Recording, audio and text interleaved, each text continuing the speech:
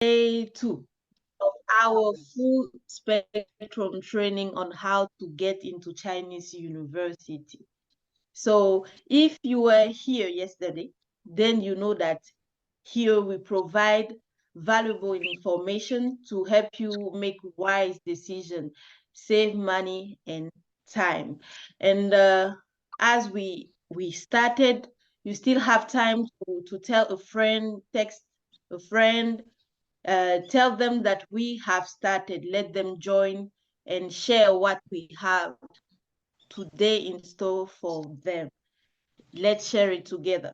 So welcome, welcome, welcome, welcome to you all. My name is Goilu Goe Stephanie, OAD General Secretary, and it's still a pleasure to be the moderator for this program. I want to do a quick verification. If you were there yesterday and you are still here today, just type 1 in the chat box. Just type 1. Because I said, do your part by joining. Okay, I see Sunny. Okay, welcome, welcome. We are happy to have you joining us again today, Martin. Okay, just type 1, just type 1. And also, if it's your first time joining us, you are welcome. You are at the right place. Text a friend, tell them that we have started. Day 2 of our training will be again full of information, valuable information for you as you make some choices in your academic journey. So welcome to you all. As I said, I'm OAD General Secretary. What is then OAD? With a short video, we'll introduce to you OAD. So, sir, if you are there, please can you play the video.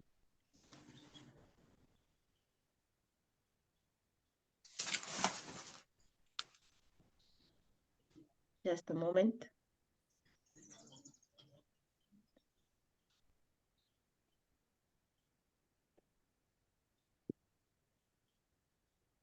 Okay, brother, sorry. I'm sharing, yes. Dr. Gideon, yeah, thank you. Thank you.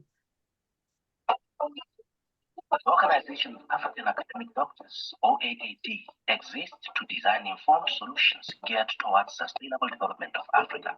Since its inception, OAAD has rapidly spread across the globe, with members in over 70 countries, bringing together African professors, entrepreneurs, scholars, government, and sectoral leaders with a shared experience of PhD training and shared to enhance the quality of life in Africa through research, technology, and innovation. Working tirelessly to make Africa rise beyond horizons, using what we know and what we do, OAAD-affiliated entrepreneurs and researchers have attracted meaningful funding from diverse global organizations. OAAD, doctoring solutions for Africa and the world.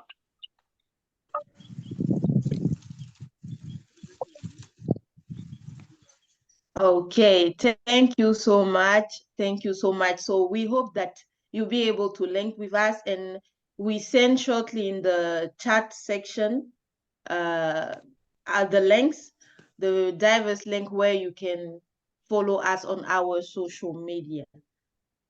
All right.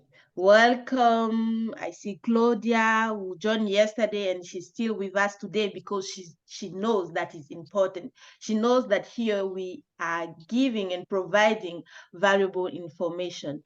Thank you. So you can still, as I said, tell a friend, a sister that we have started. So today's program will be, we start with the opening remarks, then we'll have 3 speakers who will address different topics, but still significant topics. So I believe that you came equipped, that you have your notebook, that you have your pen, that you are ready to take note and help yourself.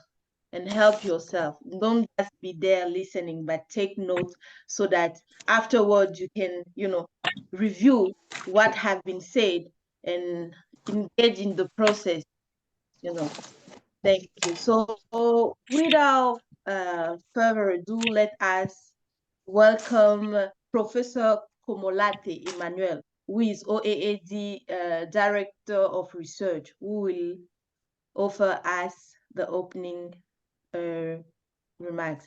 Thank you. Thank you, Dr. Lui. Good evening and good afternoon. Good morning, wherever we are joining from. Yeah, so we are welcome to this edition, to the second edition of training. Before I proceed, I would like to thank all the members of the executive, and I also like to thank all our partners from Shanton Liverpool University, and also all the members of the Nigeria consulates who are also present here. Yesterday, they gave us some advice, and we want to appreciate you all. Also, to all our participants, we want to say you are welcome to this training.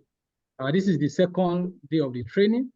So today, briefly, what we'll be looking at, we just consider how to contact supervisors. How do we get to supervisors? How do we compose our CV and resume, and how to write a caching study plan. So these are the things that we'll be considering for today. Dear participants, I want to encourage us to take this training very serious, and other training that will also be organized by OAD. So we want you to take this training very serious, and which we believe that you will, at the end of this training, most of our participants will make use of this training to secure a good scholarship opportunity. So as I round up my talk, we also want us to, for all the participants, to at least aggressively pursue this scholarship by contacting at least nothing less than 20 supervisors. So because this is like a random game, we don't know which one that we definitely work out. So dear colleagues and all the participants, I welcome us once again to this training, and I hope that we can enjoy our stay. And thank you all, and happy stay. Thank you. Thank you so much, Professor, for the word. And let me also mention that the main organizer, the Consulate General of Nigeria in Shanghai.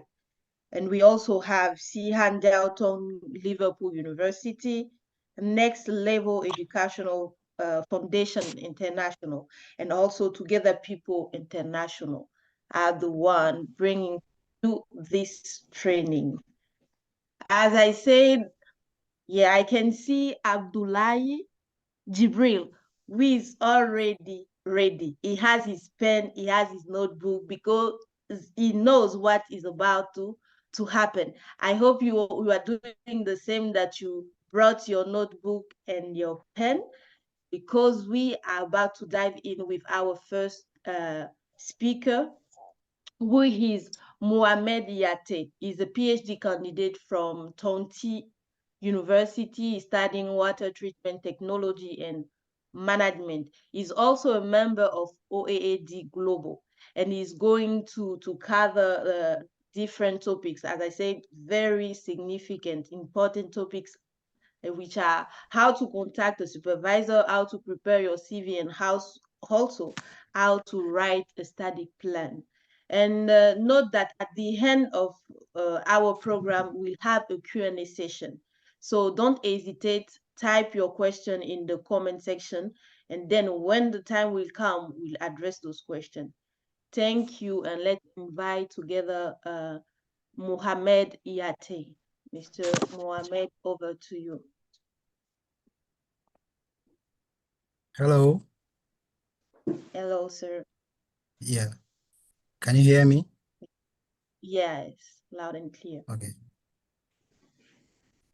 Can you enable my screen sharing? Can you please enable my screen sharing? Yeah. Yes, a minute, please. Okay.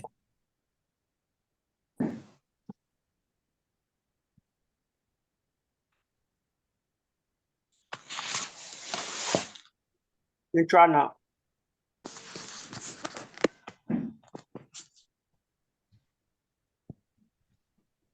Can you see my screen? Yes, sir.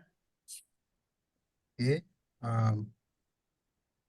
I want to use the opportunity to say a very big thanks to the organizers of this webinar, and to say it's really a big opportunity for us to share these kind of tips for potential applicants to gain admission to various universities in China. Permit me for the time being to switch off my video as time goes by. When my light is okay, I will switch on again. Today's session is going to be brief because we just navigate through the process of writing a research proposal, our study plan, and how we can prepare a well-dated CV or resume, and also how we can write a well-structured personal statement. Our outline is going to be in this way. We have an introduction.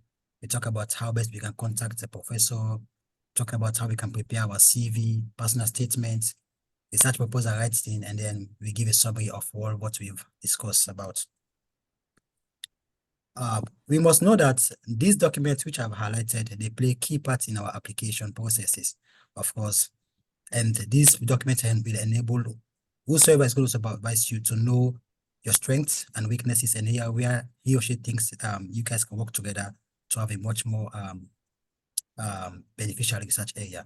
So whether you're applying for a scholarship or a self-sponsored, it's a must for you to have these kind of documents because they serve as guidance for every universities. And then we must know that effective writing and communication is the key for you to attain the success in writing these ones. So in that case, you must also make sure that you communicate clearly and that whatever you are communicating is well understood by the professor. First of all, we start with how we can contact a professor. In reaching out to a potential supervisor, want him to convey a meaningful contribution to his research area.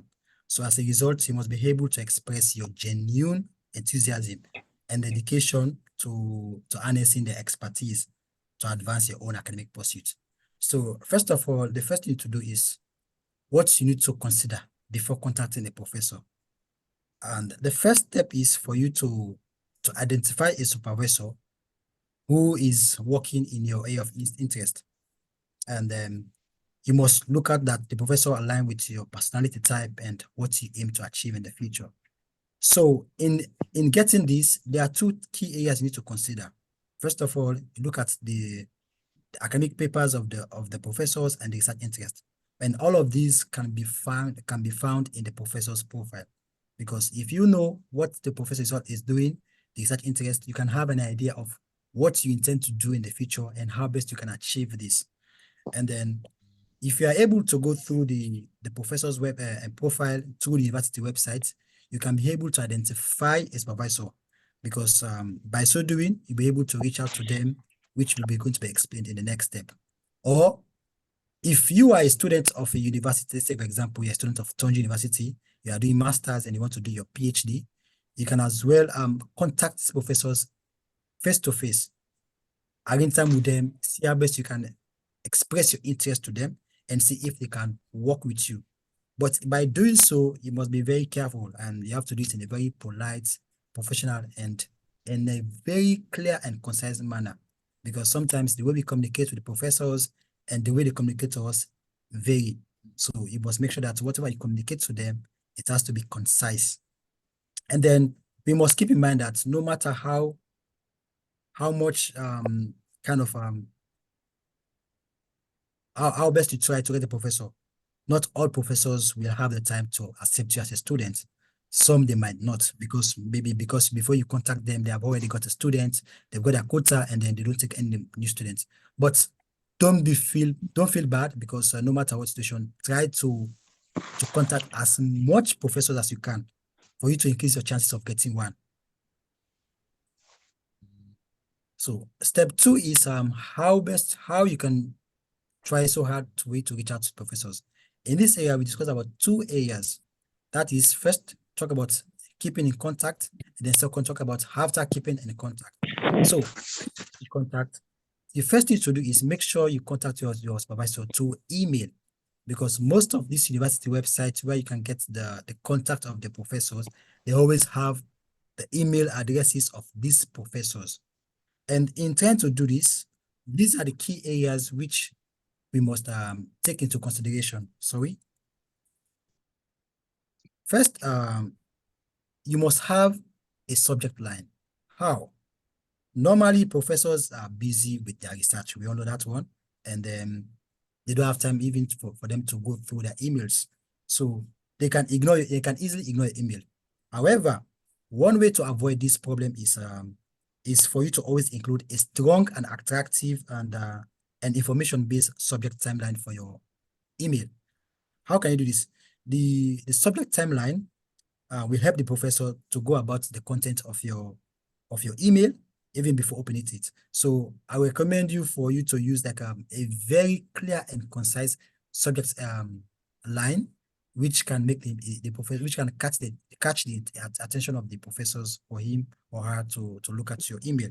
So for example, you can use, for example, request for PhD supervision, or request for master's supervision, or prospective PhD students.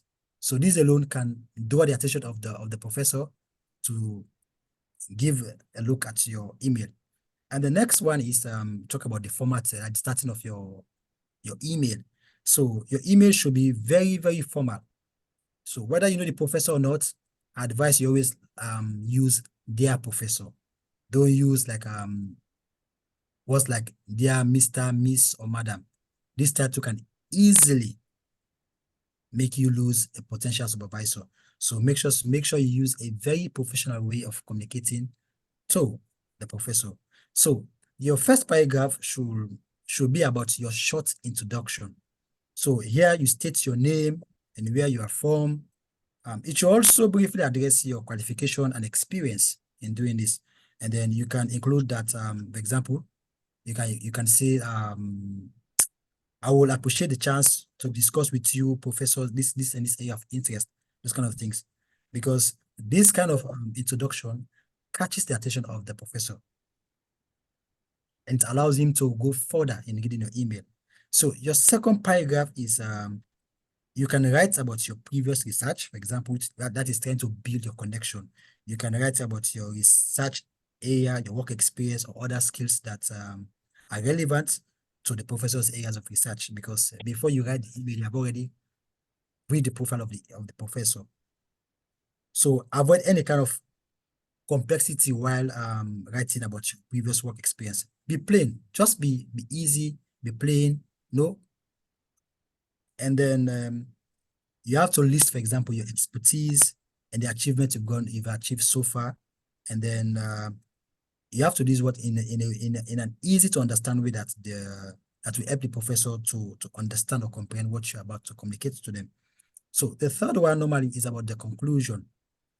So the third and last section is the concluding paragraph. So here you need to state your motivation and interest in the professor's research area. You can mention the specific research areas of the professors that fascinated your interest. Then you can particularly show your interest in a specific domain. So, for example, you can end this paragraph in a very polite manner, like by saying, if possible, I would love to start working with you next semester or as soon as possible, those kind of things. Because some professors, they need students who have the enthusiasm to start work as early as possible, even without getting the scholarship. Okay. So, but before you send this email to your professor, make sure you proofread. You can have a family member or a friend whom you trust. You ask them to go through, check for spelling and mistake, grammatical error, and the likes. Then the most important is you need to end your email with a formal acknowledgement or attachment. For example, at the end of your email, you can mention that you can attach your CV, your cover letter, your publication or awards if you have any of these things. But in most cases, these are not compulsory. Let me say you're a master's student, maybe the master degree you did, there was no compulsory for you to do any publication. But nonetheless, you want to further your study, like doing PhD. If you have a publication, don't be afraid. Just attach your CV, your resume, or cover letter. This will also help the professor to, to read through your work and then see how best they can accept you.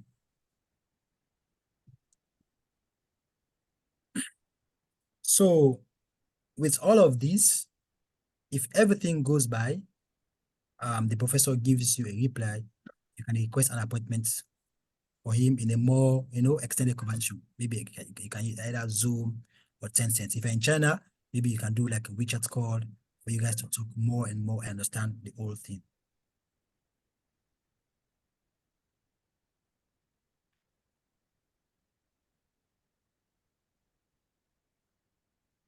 Next, we talk about the CV and resume preparation, because just like we mentioned in one of the attachments, like you need to attach either a CV or resume to contact your email.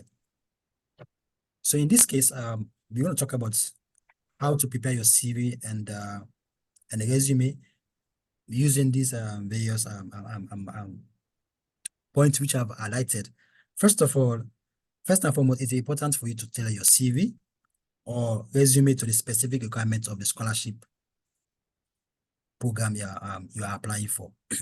So you have to carefully review the application guidelines of every scholarship program you want to apply to ensure that your documents reflect these requirements. So you need to highlight your relevant experiences and achievements that align with the scholarship objective. For example, let me say you did business management from doing a bachelor, but you have interest in studying like for an environmental program and your research focus in affordable housing. You need to show the linkage between this business management and how you tend to transform from being a business management someone to like affordable housing. Try to rhyme the connection between these two. Captivate the minds of the admin office or those who are reviewing the application. Tell them the reason why you think this kind of work align or match with your aspiration. So next we should know is that a well-prepared CV or your resume should effectively showcase your academic and extracurricular activities. This is a must.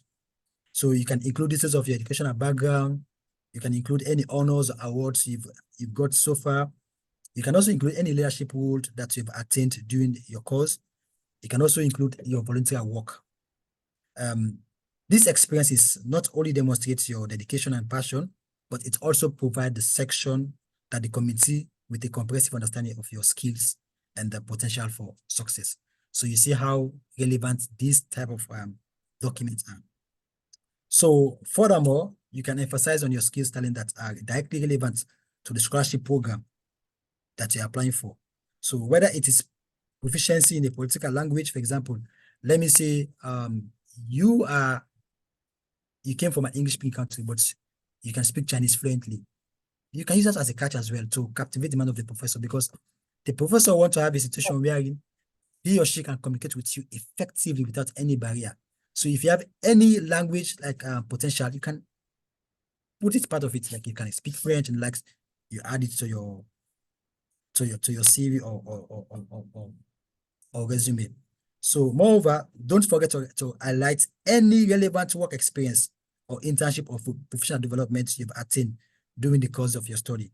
So these experiences can showcase your real-world application of knowledge and skill, as well as your potential for future success in your chosen field of study.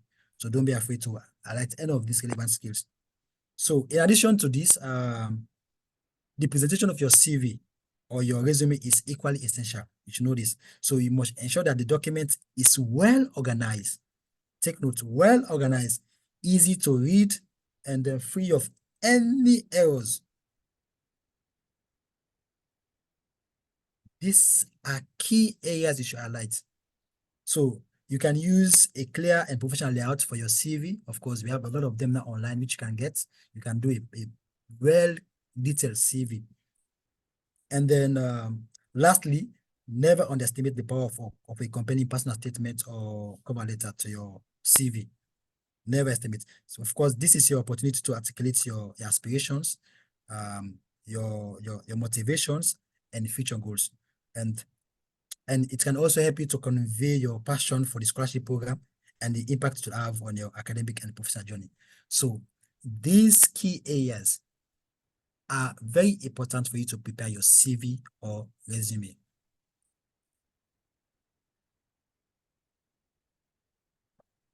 Next, we've talked about CV, we've talked about resume. One might want to ask, what is the difference between the CV and the resume? Of course, these two documents, they are much more similar, but they have differences. For a CV, normally, the length, like there's no maximum length for a CV. But for a resume, it can be 1 to 2 pages. Maximum. Don't make your resume too long, putting all sorts of irrelevant experiences or skills and what have you. Make it short and precise.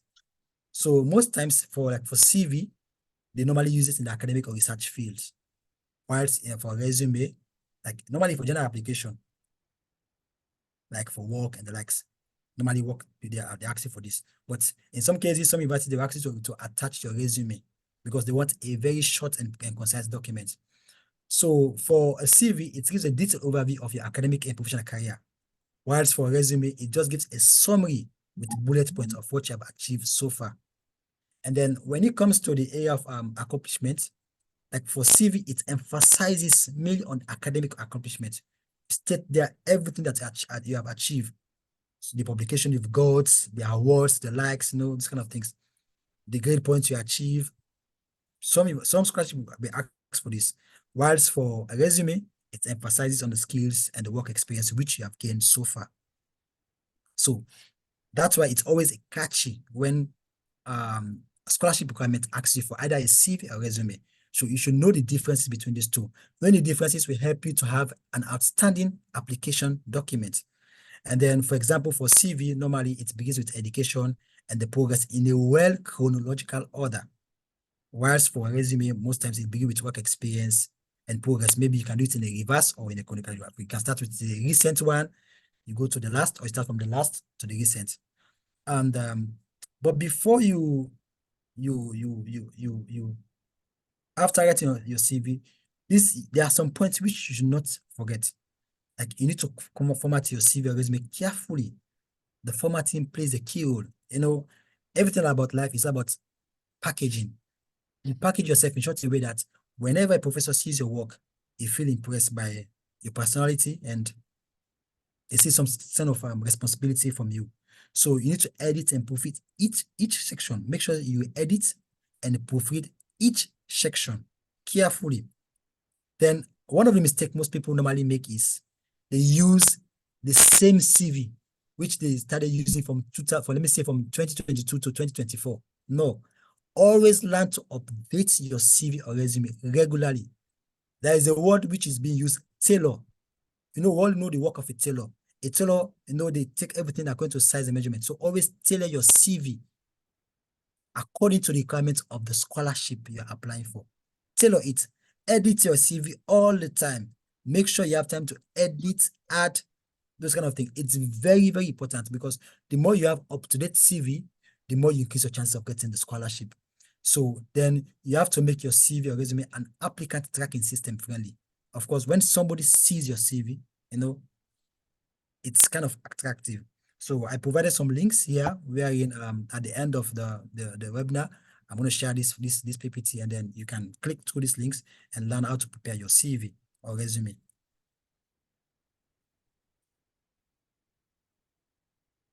After talking about the CV resume, our next part is going to talk about our personal statements. So briefly, personal statements, statements of purpose. Most times people tend to misunderstood or misconstrue these two things. Just like a CV and a resume, there are some similarities, but there are differences in these two. So when it comes to like a personal statement, what makes it a good personal statement? The word alone is personal. It means it talks about you yourself. So you need to explain the reason for your choice. Why do you think you are fit for the scholarship? Explain to the committee.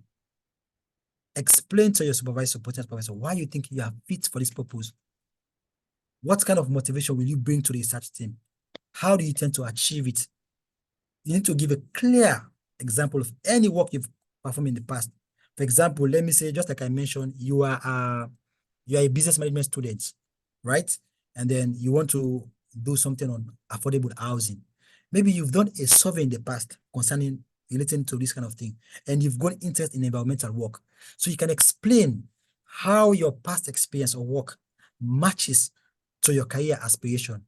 So by students, they will know that, oh, because he or she does 1 or 2 and she got passion for this and this. So they always want to see the connection between what you are applying for and what you've done in the past. So always give an example of what you've done in the past. And you need to show, one of the mistakes we normally do when applying for scholarship, most people is they don't try to read the scholarship document.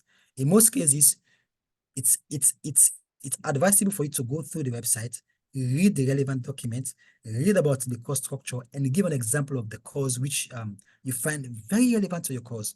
For example, let me say, for me, I'm studying environmental science and engineering. So if I want, before applying, I went to the website, look at the curriculum, the course content. I was fascinated by the course content of environmental systems and development. I was like, wow. So I mentioned those kind of topics, which will help me to gain understanding of what I intend to do. So also, you need to demonstrate some of the positions you have had in the past. Like, for example, if doing your course of bachelor or master's program, if you are like a student leader, these kind of things. Explain to them the things you did during those times, how you achieved them. Because most times, these colleges, they want to see someone who can transform the learning landscape of the universities. They want to have that kind of bilateral cooperation, or somebody who have the skill to create a much more friendly atmosphere. So try to explain some of these things, your interests, your hobbies, what you do most. You know, if, for example, if you know you're a good basketball player, start it there. You can play basketball very well. What if your professor has a son or a daughter who is interested in playing basketball? Some of these things can also captivate a professor to also accept you as a student. Like, okay, during our leisure time, or maybe the professor is playing basketball, we can go together, play basketball, have this kind of thing. Because they are also human beings. They want to interact and also have a kind of fun session with their students. But if they find someone who is interested and have this kind of skills and requirements, they feel relaxed to go out and then have this kind of things. Then also you must keep clear and conscious. So most admission office, they are not using paper-based system anymore. It's all about electronics. So if your work is not properly formatted and your statement is not on screen, they can easily ignore your personal statement and then move to the next. The way you organize your work, you arrange it properly. It gives them, it catches the attention for them to go through, read, just browse through. Just like when you're applying for a job interview, most times the HR, they only spend like 45 seconds to browse your CV or resume. Can you imagine? 45 seconds.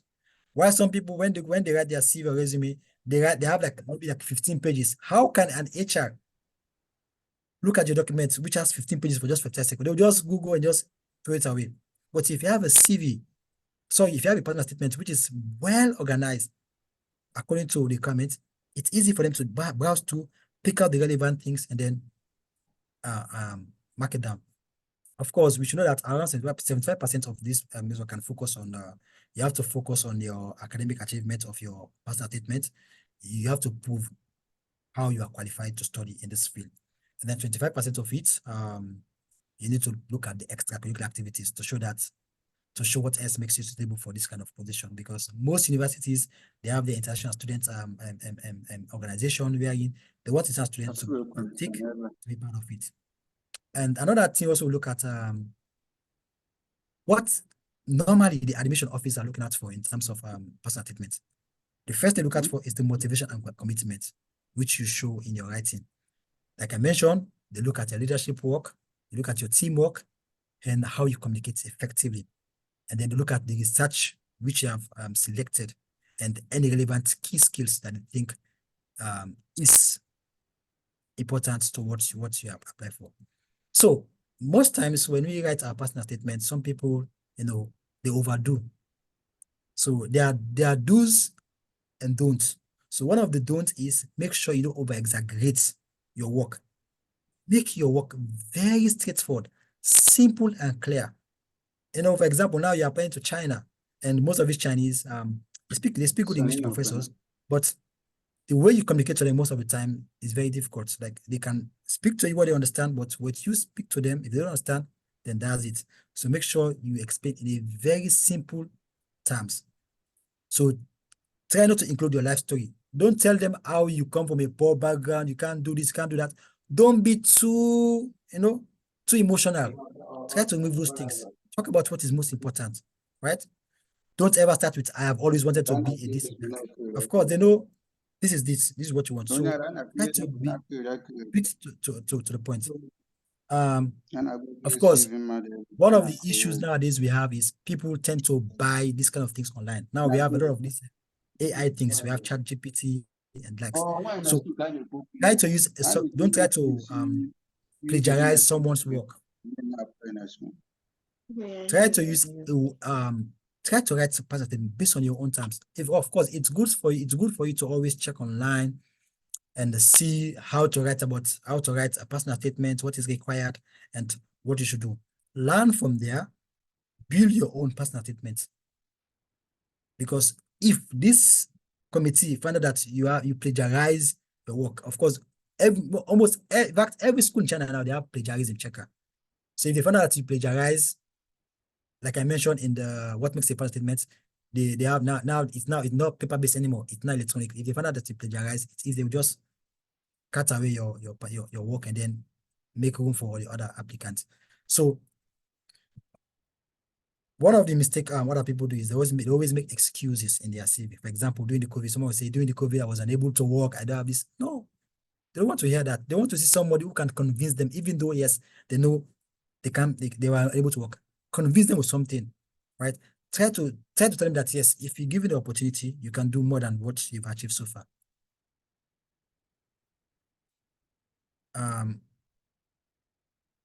Next, we talk about our study plan. Normally, a study plan and a research proposal, these are two different things. And then they also have some similarities, just like I mentioned before. But if care is not taken, you can easily miss these two concepts. So in terms of study plan, of course, a study plan is what motivates someone to continue with learning. Of course, you normally explain the reason why you want to do certain things, why you want to learn this thing, what's the motivation behind it. So for us to be brief, I'm going to explain about the different parts which are involved in the study plan. So the first part is the introduction section. So when do your study plan, try to introduce yourself. For example, I am Mohammed Yate. I came from this and this. I am at the moment working as this and this, those kind of things. So try to give a short introduction about yourself, and then let them know who you are and why you intend to do this kind of research area. Then from there, you can give an introduction of your academic and professional background. Talk about your academic, the research you've undertaken, what you did, and your professional background. If you are working, explain the work you do, the tasks you undertake, the most relevant one, and how these tasks aligned to your study plan. And then also, another thing normally people tend to ignore is they don't explain why they choose the university. Clearly explain to them why you choose university. Give them example, some of the things which university have achieved so far. Maybe, for example, you can talk about their ranking in terms of providing job opportunity, like the environment, the location of the place. Try to do research about the university and know why you should choose the university. And then also, for example, since we are talking about China, you can include why your study plan in China. What do you intend to do in China? Because no matter what, there are also one or two things which China's face. So how does your study plan relate to be studied in China, you need to explain some of the reason why. And then also you need to give the reason why you want to study in China. Because we all know there are a lot of countries in the world where you can apply for scholarship, but for every applicant, they have the reason why they select a particular country. So you need to explain to them why you choose China as your destination for your further studies. And then lastly, you must include your career aspiration. Of course, you can use this heading to write your study plan. So you explain to them what you intend to do after you study, the work you want to engage. For example, if you want to open an organization for this and this program, if you want to work with this and this program, you need to explain to them what you intend to do within the next 1 to 2 years and the likes. And next in our discussion, we are going to talk about the research proposal. Just like I mentioned, there's a difference between a research proposal and a study plan. Study plan, we've explained some of the different headings which are required. So when it comes to a research proposal, it's like normally writing your proposal maybe for doing your research. So normally for every research proposal, you should have what we call your research program. So some universities, they will ask you to provide either a research proposal or a study plan. So if you're asked to provide a research proposal, these steps should be taken into consideration. For example, for number one, you have to talk about your research background, okay? In this area, you must establish the context of your proposed research by, you need to highlight your existing knowledge in the field. You need to clearly articulate why the study is necessary and what are some of the significant gaps it aims to fill. Because for every research you do, there has to be maybe 1 or 2 research which other researchers have completed. However, there are some gaps which you want to talk about or want to fill, or there are some knowledge which you want to gain from this kind of type of research. So then you also need to have like your research objective in this form. So your objective should be very specific. You should always try to have a SMART objective: specific, achievable, and clearly stated. Go straight to the point. Don't make your objective too ambiguous, so that even the committee or the professor can't read what you intend to do. So because this objective, they provide the action for the research and define what you intend to study with if you are given the opportunity to do this program. So another section which is also important is the research question. For every research, there's always a research question towards it. And these questions help you to form your hypothesis. So develop relevant research question, which can be achievable.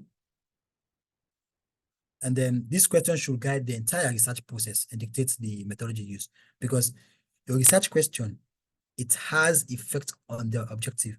Because what you intend to ask, your objective should give you the answer towards that. So all of these, the research question is the main context which will allow you to have a much more specific achievable objective.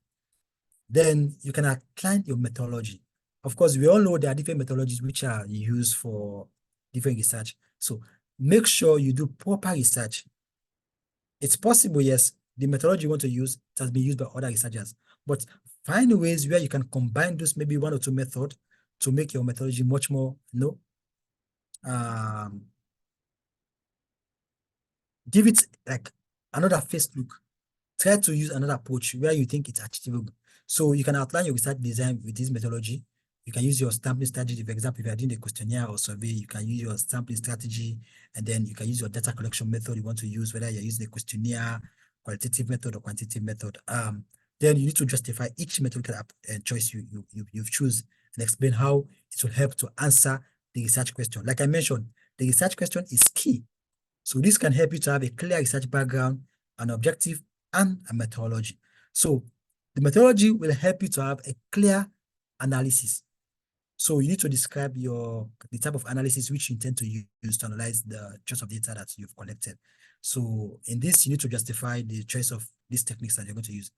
So if you are applying for a science program, let me say, for example, you're applying for environmental science, you need to explain your scientific preparation.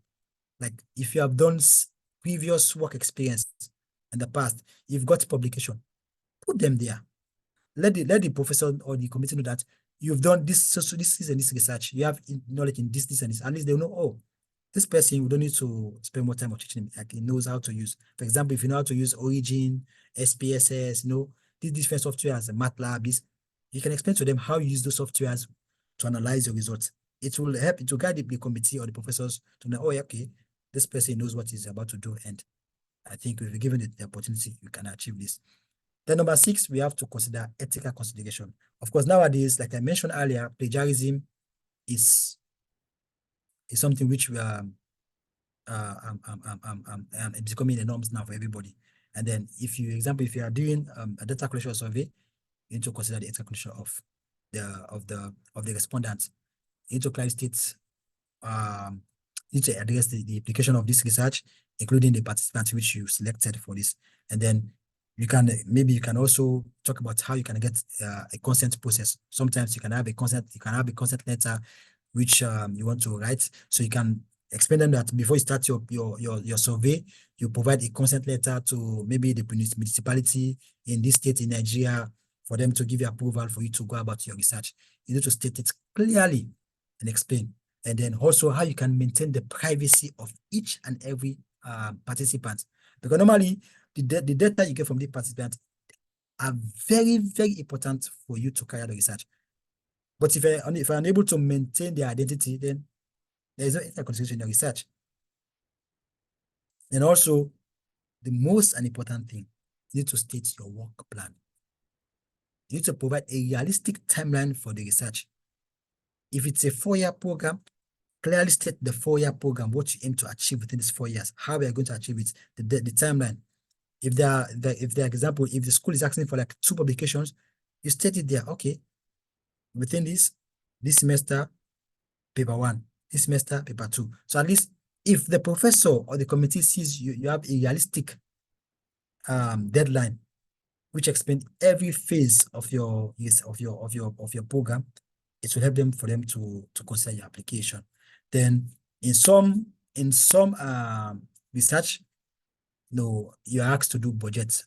Of course, this is not compulsory in most cases because you are writing a proposal and you don't know what is required, and maybe sometimes even research direction can change. For example, let me say during the application, you apply to study robotics, but when you come, then the professor said, "No, what? We have funding for robotics. Let's change to another topic." So normally this one is not compulsory, but if you have an idea of your budget, you can put it there.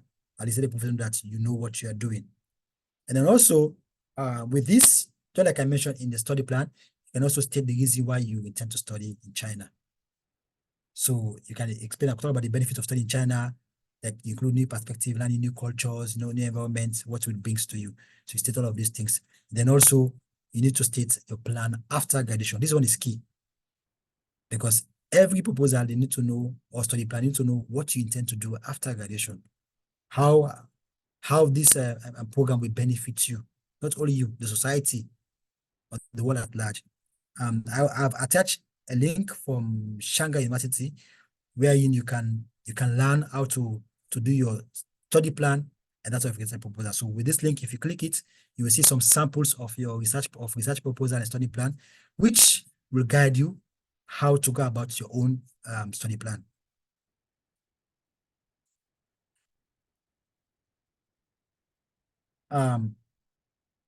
Thank you all for listening to my proposal, and I just want to give a summary of the things we just discussed briefly. We must know that a key part of your application is your research proposal study plan. Because this one is a key. So whether you're applying for a self-funded program or a scholarship, you must always prepare these documents. It's a must. So you must have this in mind to prepare your research proposal and study plan first, before ever you think of applying for any scholarship, or maybe you're applying for as a self-sponsored student. Then also, your proposal should describe what you want to investigate and why this research is important to your discipline, and how you aim to achieve your research within the specific timeline. Then also, the main thing in terms of writing a personal statement, the main thing you should remember is that it should be unique to you. You think of your motivation, your skills, write your stories, your experience, and also everything else you think is necessary for that program. Then after that, you think about what is important in your personal statement. So you don't talk about everything, but you look at the most relevant ones, then you add them, you put them to your personal statement. Then lastly, when you are contacting the supervisor, you all know it's a time consuming. Sometimes you send several emails to the professors, you get no reply. Don't give up. Just like now in Nigeria, we have a phase which says, this year we no go agree. No agree. Don't give up. Keep pushing, keep fighting. No matter what, you get a reply from one. You have to be very, very proactive in your approach and know that, yes, no matter what, you will have a professor who will find your work very interesting or very accommodating or very captivating for him or her to accept you as a student. So always keep pushing, don't give up, and learn to summarize your work. So without much ado, I want to stop my presentation here and say thank you to OAD and all those who are involved in making this webinar a success. So once more, thank you.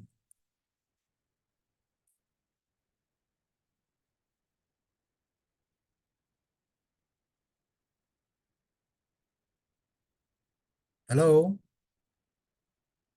Hello. Thank you very much, Stephanie.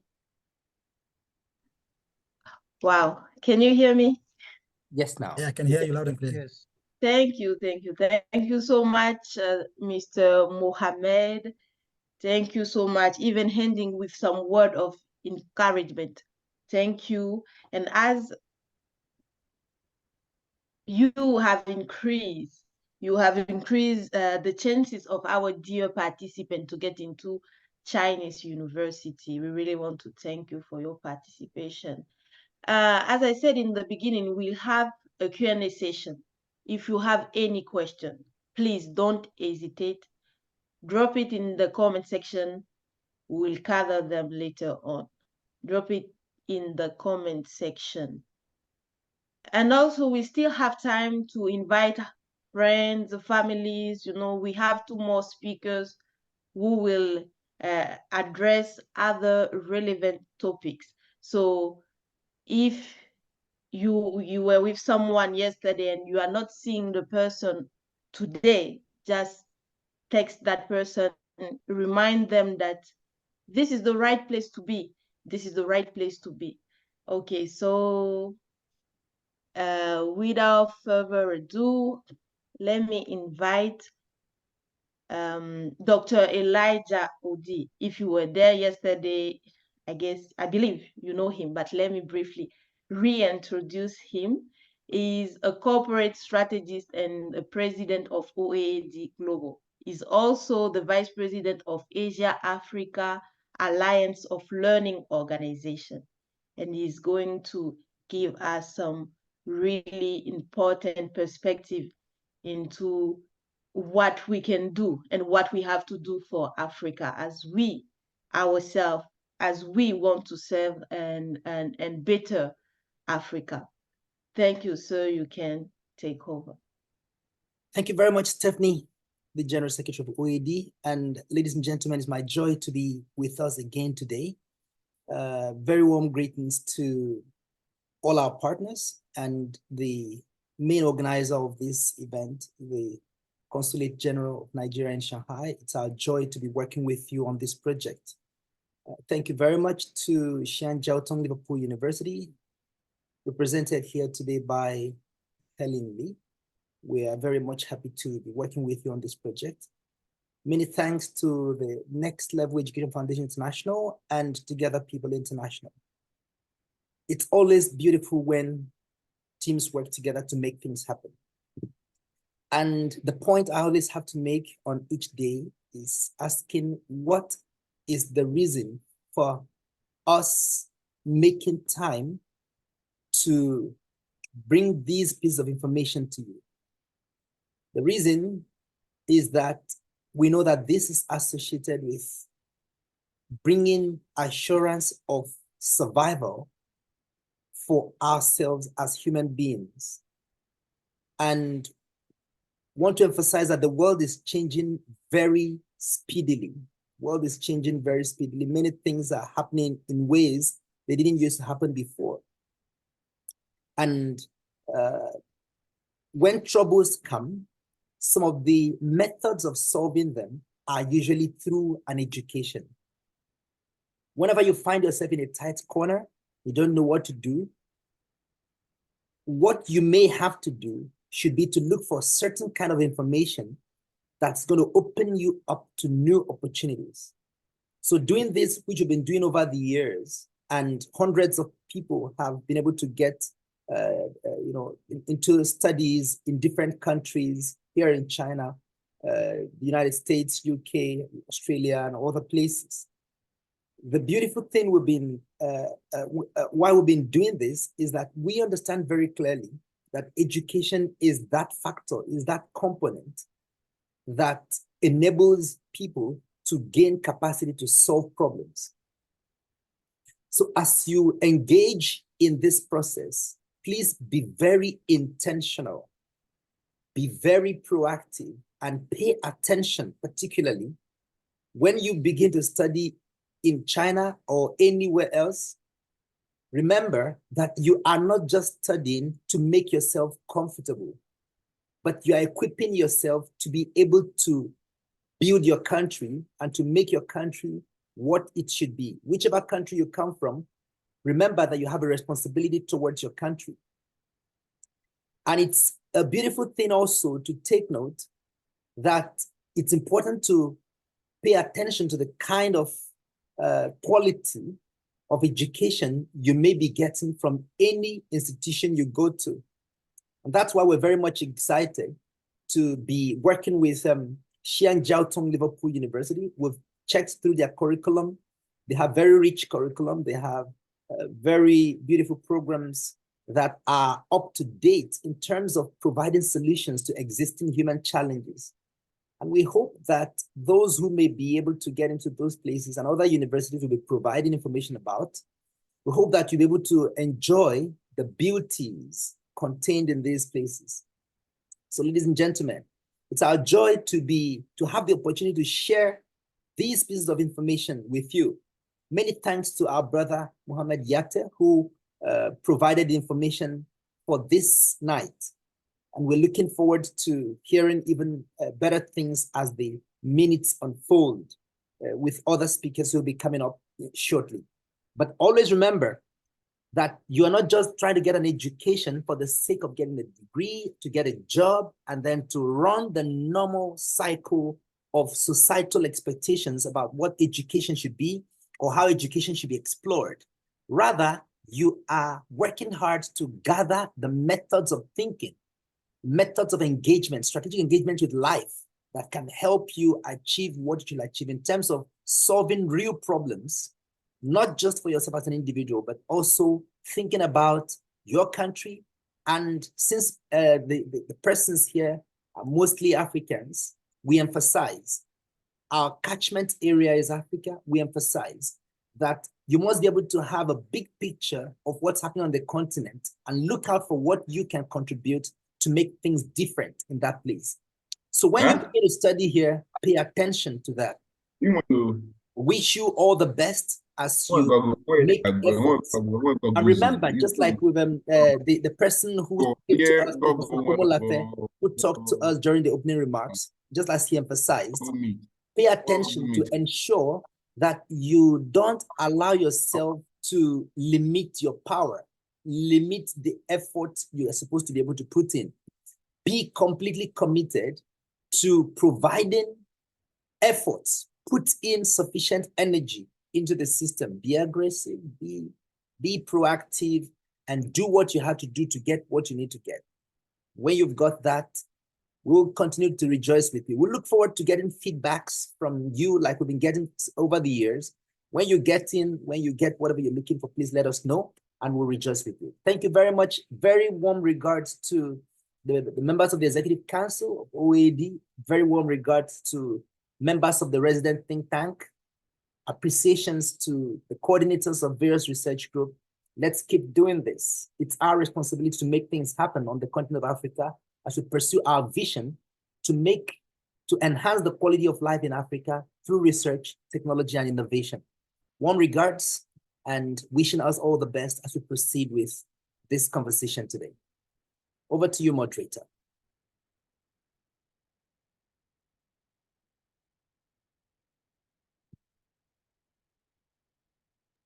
Unmute yourself, please.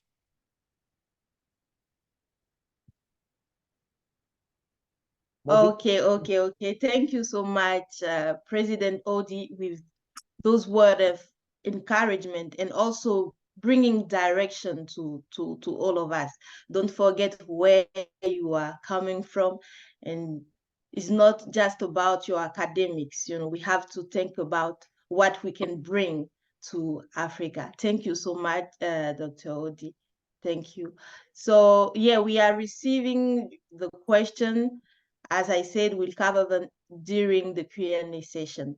Let us invite our last speaker, Hélène Lee, who is the International Student Recruitment Manager from Xi'an Jiaotong University, Xi'an Jiaotong Liverpool University. So she represents the university programs and available scholarship. Please don't forget that today is only day 2. As you made it through today, be sure to join tomorrow. We'll have again some speaker who will come also with to cover more interesting and significant topic.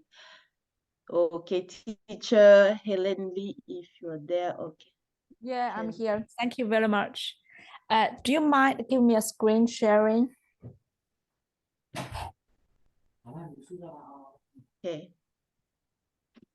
Yeah, you can try to share now. You can share. Yeah, I'm trying. Just a second.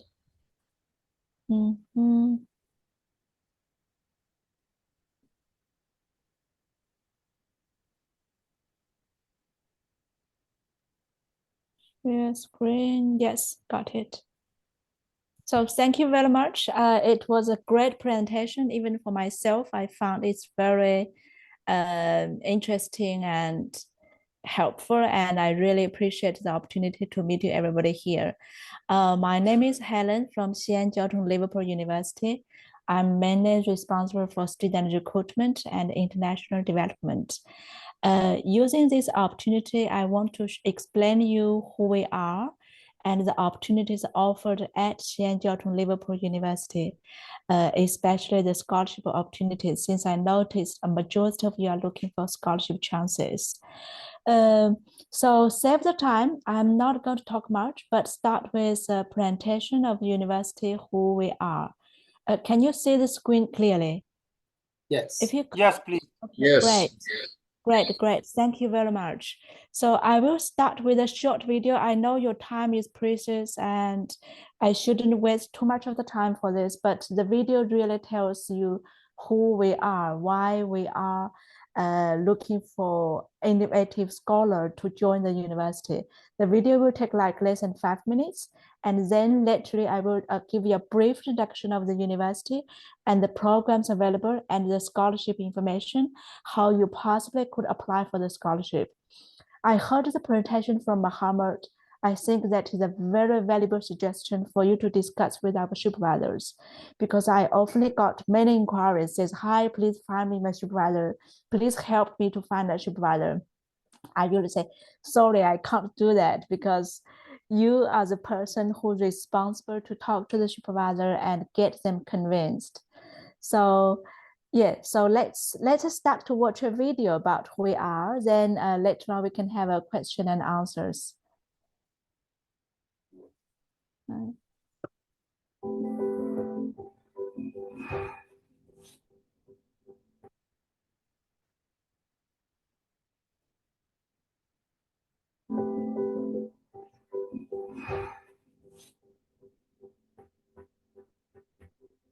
This is a campus. Future is next year or next moment. AI will transform the education from knowledge. Oops, sorry, I don't know what.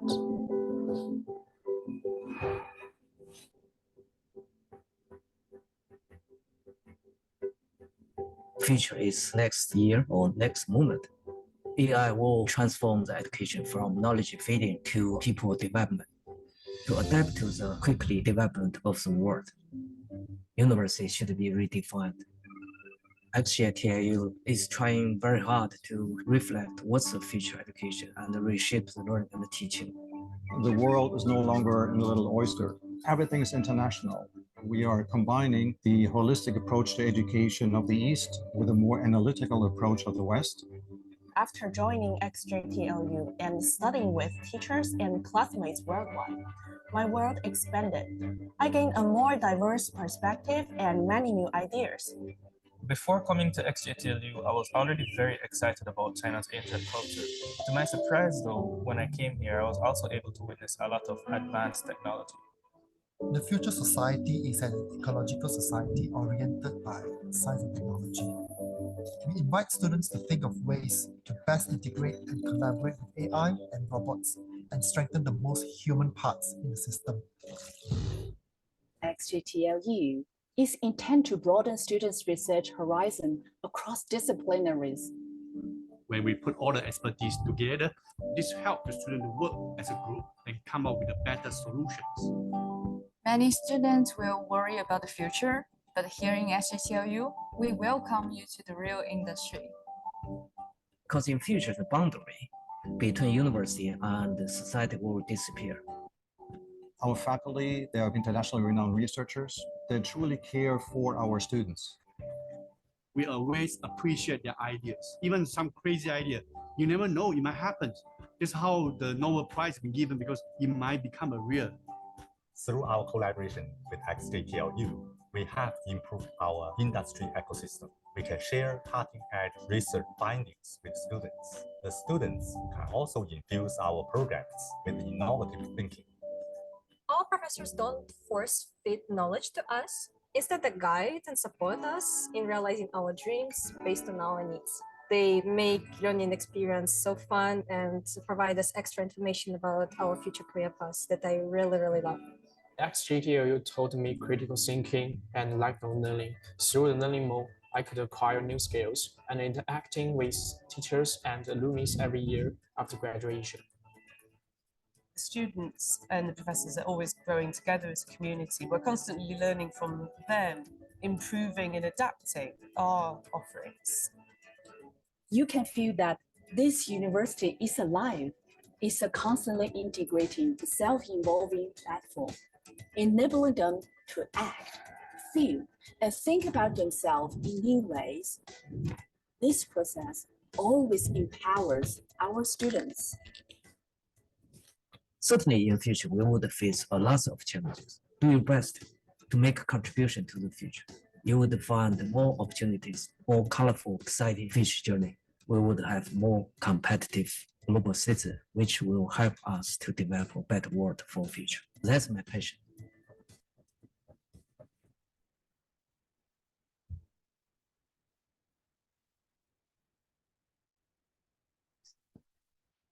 Thank you. So here you see a video, roughly the video has lots of facilities about university, and I will tell you a background of Xi'an Jiaotong Liverpool University. A lot of you probably heard Tsinghua University, Peking University, and many other traditional Chinese universities. We are not one of them. Back to 20 years ago, China government decided to have an education reform and they bring in international universities in China. That's where we are started. So we are a joint venture university between Xi'an Jiaotong University, which is the top university in China. You definitely should have heard about it if you're looking for CSC scholarship. And University of Liverpool, which is a research group in UK, has a quite worldwide reputation and many Nigerian students. So we are a joint venture university of these two parent universities, now are independent, located in Suzhou, China. Suzhou is a city which is very close to Shanghai, has 2,500 years history. Also in terms of GDP, it's a top 10 universities. So who we are, when you see the videos, when you see the video, you see we talk about a lot about future education. We talk lots about real experience, technology.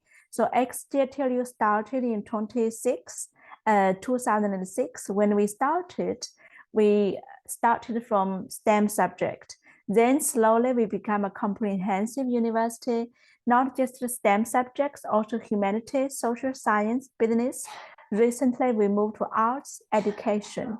So when you see the picture here, we have at the moment 26,000 students on campus. We have 23,000 students alumni, 23,000 alumni working in different countries.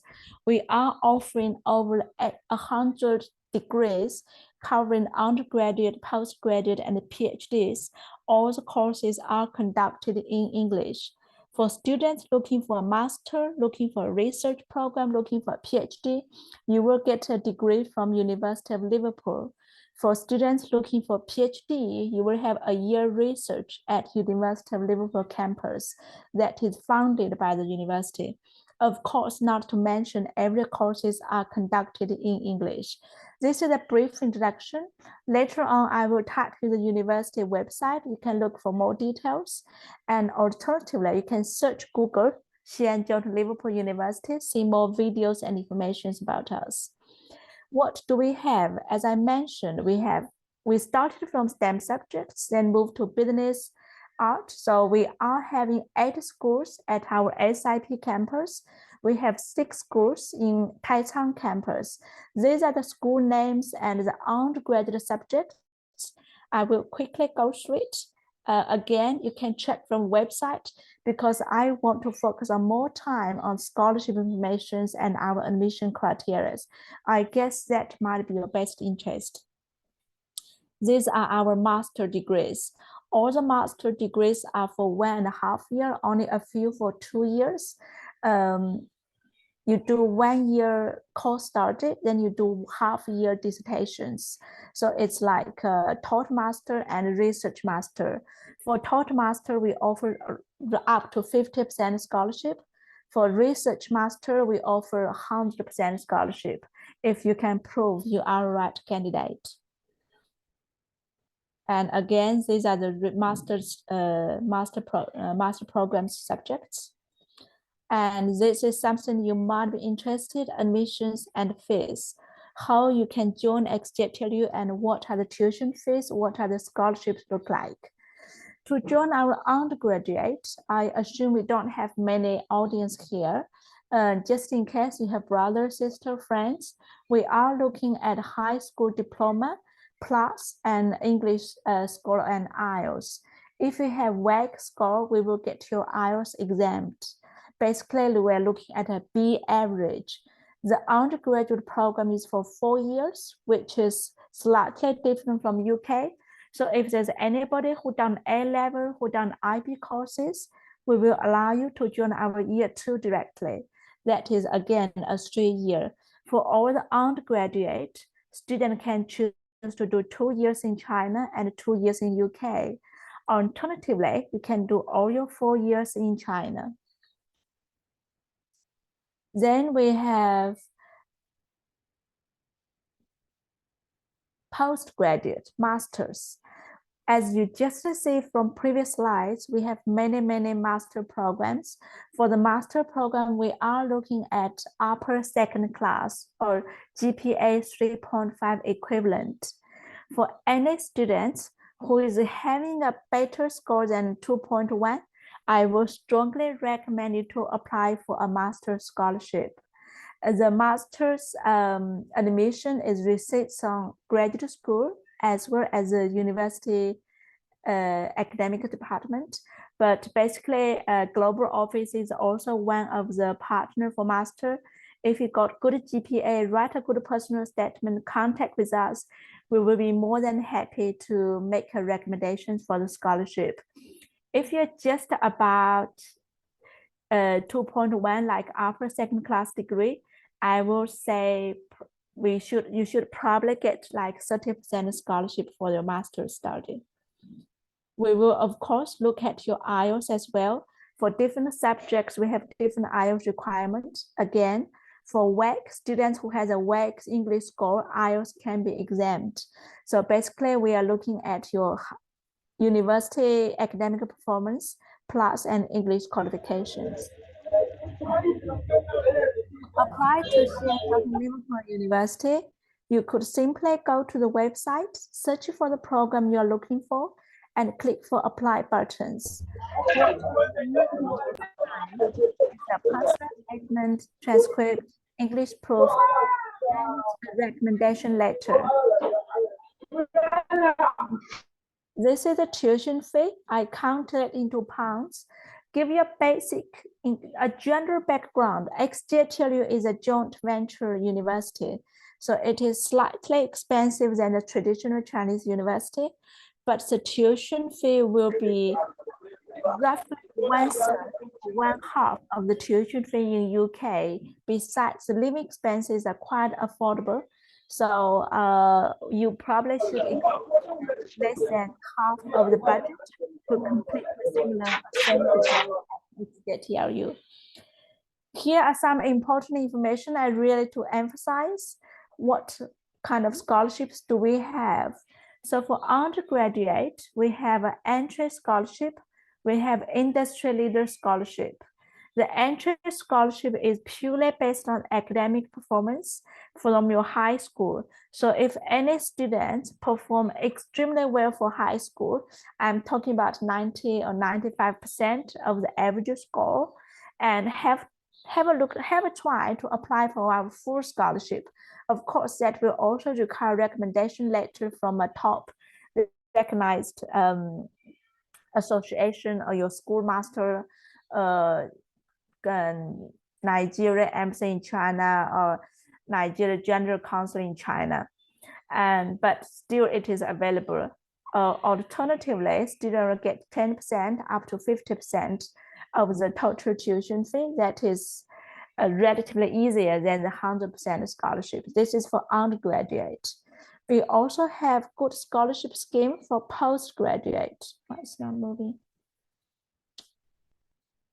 So for masters, again, we are offering from 20%, 30%, and 50% of the total tuition fee.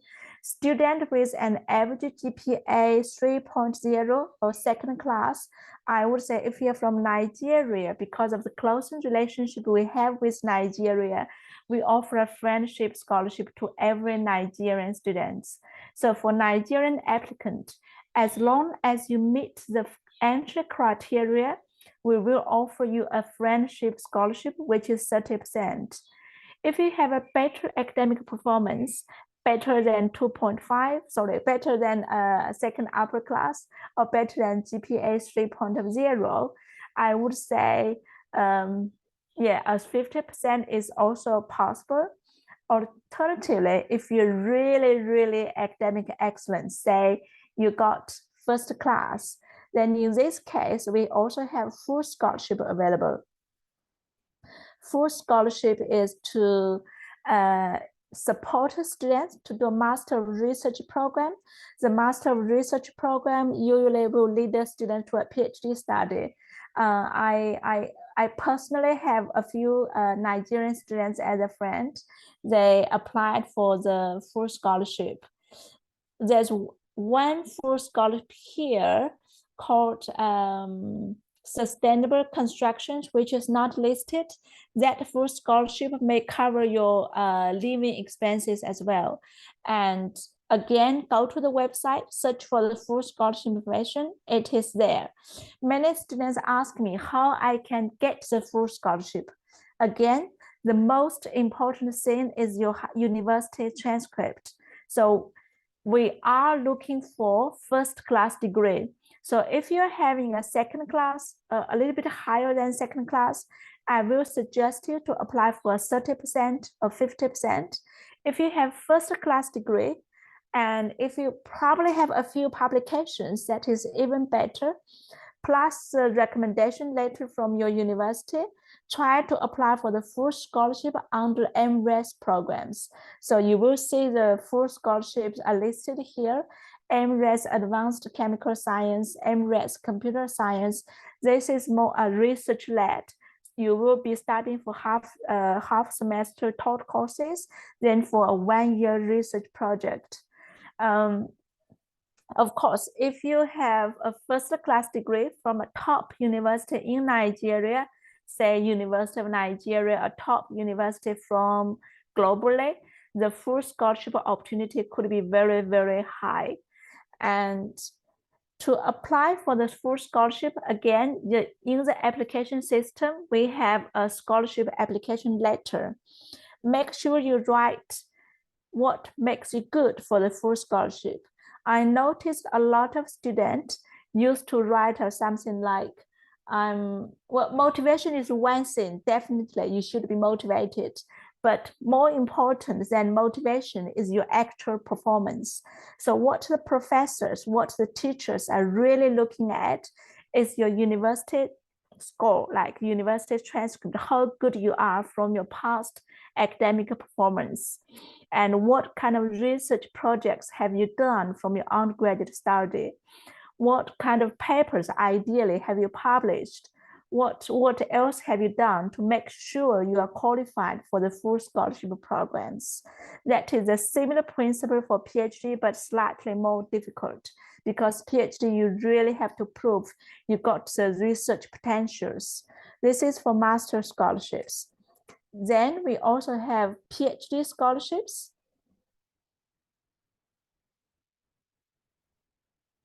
The PhD scholarship has 3 different aspects. The first kind is a full PhD scholarship. The scholarship will cover your tuition fee, will also give a student a monthly stipend of RMB 5,000, which is roughly 900 US dollar per month for 3 years of study. And then we also have a fee-only scholarship. That means your tuition fee will be waived, but students should be expected to pay for your own living expenses. We also allow students to apply for partial tuition fee scholarship that will be similar to the postgraduate and undergraduate. You get some of the tuition fee exemptions. Up below, there's a QR code. You can scan for the QR code to find out the full scholarship opportunities. The full scholarship is usually a project which a professor already applied and already guaranteed their fund. So if you go to the website, you will find a list of full funded scholarship projects, and check the project against your own interest and against your own background. If you found you're really matching that project, then start to talk to the professor with a research proposal, with your own CV, and again with your past academic excellence proof, and to seek for reply from the professor. If you don't see a research interest, which is purely match your own interest, which is also fine, because in our university at XJTLU, every year we are releasing the research fund for supervisor and students to apply at the same time. So what I may recommend is you can go to our university website, check the potential supervisor. For every school, under the school section, you will see academic staff, and then click the academic staff profile, check what is their research background, what is their research interest, what kind of research project they have done before, then to see if there's a match. Please remember the PhD scholarship application is very, very competitive. You really have to have a quite good proposal to convince the academic supervisor that you are good enough for them to do a joint research for you and to apply for the fund from the university. So to make a conclusion, there's 2 ways. The first way is to look at the current research project to see if you can fit into the role. The second way is if you don't fit into the current research project, go to the university website, check the academic profile, and to see which professor has the most fit interest with you, then write carefully with a research proposal with your CV nicely to a professor. Make sure when you email to the professor, address the professor name. I usually receive 10 emails per day. ask me, dear professor, I want to apply for scholarship, which never work. I will not even bother to open the email to check your attachment because the letter just make me feel totally lost of my interest to find out more about yourself. So when you write an email to the professor, make sure you know who you are writing to, make sure you are talking something relevant. Don't use one template for all. I know it is time consuming, but Professor Yula can tell, okay, this email is not for me. I'm not going to read more. Yeah, so this is a PhD scholarships. I think I have 10, 15 minutes. I'm running a bit out of time. And here are some contact informations of Xi'an Jiao Tong Liverpool University General Inquiry. If you're looking for deeper conversations with a PhD supervisor, again, I strongly recommend you to write to the supervisor directly. If you're looking for postgraduate or undergraduate inquiry, this will be the email you should send to, and our global office will reply quickly. So this is quickly information about us. And if you have any questions, please feel free to ask here. And yeah, I will try my best to give you a suitable answer about the university, about our admission, and about the scholarships. Okay, that's all. Thank you very much for the time. I hope that is a little bit helpful. And again, I will type the university email address and you can learn more about the university.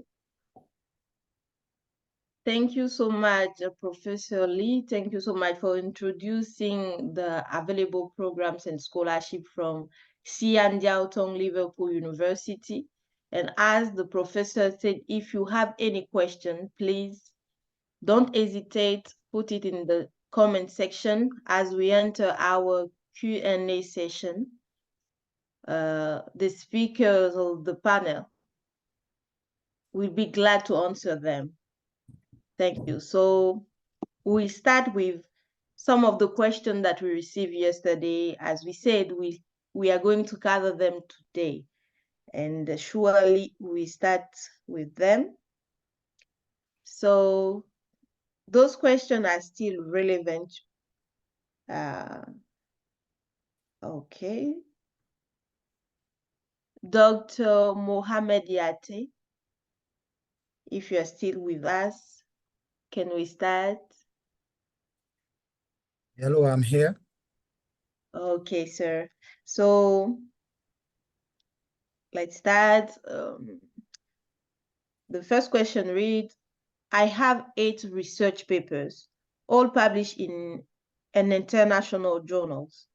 I graduated from mathematics and statistics, but most of these papers are in nanotechnology and computational chemistry.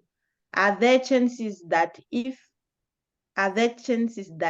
it will add to my application since I'm applying for an applied mathematics course?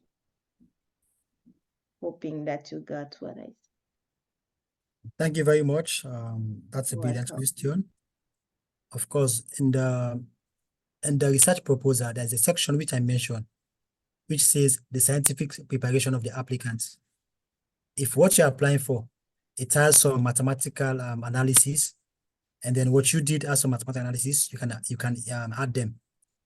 At least for the professor to know that, yes, you've done some mathematical analysis. So if your research is focused on mathematical model and the likes, you won't have enough problem, or you won't have problem for you to navigate through your research work. So these publications, these are just a way to beef up your CV, a way for the professor to assess your ability, your skills, and how versatile you are. So if you have anything that is relevant to your question, to your proposal, attach it. Because sometimes some of these publications, like, they are co-authored. So you can list publication which you publish under you as the first author, and if you do publication as a co-author, try to distinguish between authored and co-authored. It might be possible, yes, you have 8 publications, but maybe you co-authored with other publishers to publish this work. Are they relevant to your work?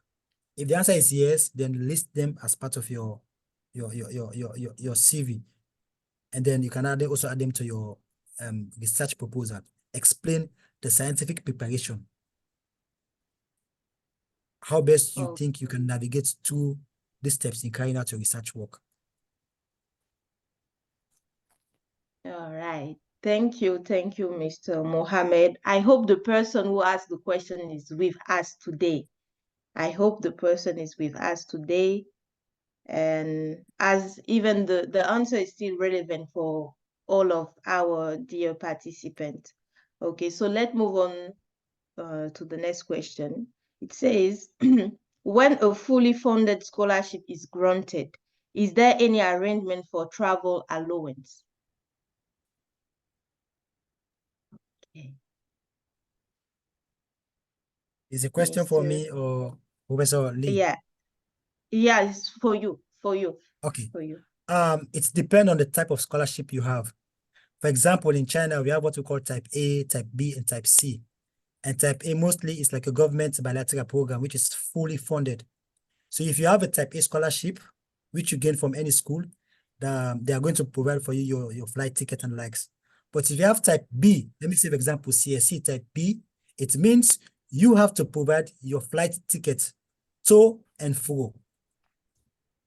And if you have type C, which is a partial, it means, for example, you have to buy a ticket for yourself, and when it comes to tuition, you have to pay some amount of money, just like our professor just mentioned. You need to read the specific requirements of each scholarship and how you are going to navigate through. Don't think, okay, for example, we have, for example, in Shanghai, we have what's called Shanghai Government Scholarship, which is open to every applicant, whether you're in China or outside China. And then they also have what we call type A under Shanghai Government Scholarship. Under type A, it's just like CSC type B, wherein if you get fully, they can pay your accommodation fully, they can provide your stipend fully, they can pay for your medical fully. But when it comes to the area of providing flight tickets to China and back to your country, you have to provide the flight fee. So, but if you apply for Shanghai Government type B, which is like a partial scholarship, wherein they only provide for you tuition fee. So in the area of accommodation and that of stipend and that of tickets, you have to provide for yourself. So for me, the advice is make sure before you apply for any scholarship, read the guidelines, the terms and conditions. So I hope this answers the question. Thank you, sir. Thank you, sir. I believe it answers the question. And Mr. Ernest, I think is the one who asked the previous question, is with us today. So I believe you will also join tomorrow, and all our dear participants will have joined today will join again tomorrow as we continue our training. Okay, so the next question is, does Chinese scholarship accommodate someone with 2 kids? Mr. Mohammed. Okay, thank you very much. You're welcome. I think in China, of course, I'm here in China. I don't have a family, but most scholarship, if you are in China, and then you have the money, like normally before you apply for your family member, you need to check your account to see if you can take care of them. But normally, before you apply for your family to come to China, at least you need to spend a year, try to know what is required from the school, the type of document, the amount of money you should have in your account. Because mostly for like family scholarship, where your family will come, like you get a visa, it's very difficult for them to work. So if you know you have the required amount to take care of yourself and your wife or your kids, then when you come to China, after you settle down, you can apply for them to come back. In fact, it's always a possibility for your family to come and meet you in China, but there are terms and conditions attached. And in some cities, if you don't have like certain amount of money, they will tell you, oh, we can't allow your wife to come. And most importantly, the age of your child also matters. If you have a child below, let me say 1 or 2 years, maybe let me say, for example, if you are a woman, you apply, maybe you're a single mother, you're in China, you got a scholarship, you want to come, you want your child to come with you. If your child is below 4 years of age, for example, it's very difficult for your child to come because they will ask you after you go for study, who will be there to take care of your child. And in most schools in China, those kindergartens, they don't allow kids below 3 years or 2 years to attend those kindergarten. So the age limit also is also another requirement. But the most important thing is when you come to China, you can ask your school what is required of you, the type of document you need to have, and the amount of money you should have in your account for your family to come and visit you or to come and meet you in China. So I know, yes, we are overwhelmed to come to China, but our advice before you bring your family, make sure you first come to China, you understand the terms and conditions attached before you apply for your family member. Of course, in China, there is always a saying, there is no free lunch in China, which means every penny counts. And if you don't have money to take care of yourself and your family, it's going to be very difficult for you to navigate through the studies and what have you. Thank you. All right. Thank you, sir. Thank you, sir. The next question is for Professor Lee. Okay, so Professor Lee, thank you. So it reads, what is the age bracket for applying for master in your university? The age bracket. Yeah, I actually replied a private message to him, but here is for everybody. We don't really have an age limit for undergraduate, for postgrad, and for PhD. As a fact, at XJTLU, we have many mature students for postgraduate and PhD as well. But if you are too, I shouldn't use the word too old, but if your age is like over 40, immigration might feel suspicious why you still want to learn a master program in a university. Besides the visa issue, we don't have any limit for admission criteria as an age. All right. Yeah. Thank you. Hope Thank that you, answers. Professor. Yeah. Thank you. Okay, so the next question is also for you. It's really okay. Thanks for the information.